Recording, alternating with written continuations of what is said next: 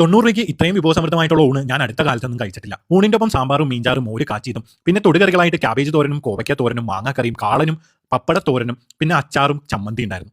ഊണും ആ തൊടുകറികളൊക്കെ ഒന്നിനൊന്നും മെച്ചായിരുന്നു. എല്ലാ കറികൾക്കും ഒരു പ്രത്യേക സ്വാദായിരുന്നു. ആ മാങ്ങാക്കറിയുടെ ടേസ്റ്റ് ഒക്കെ പറഞ്ഞറിയിക്കാൻ വയ്യ. അതുപോലെ തന്നെ അവരുടെ സ്പെഷ്യൽ ഐറ്റം ആയിട്ടുള്ള ചിക്കൻ റോസ്റ്റും ബീഫ് ഫ്രൈയും ചാള ഫ്രൈയും ആണ് പറഞ്ഞത്. ആ സ്പെഷ്യലും അടിപൊളിയായിരുന്നു.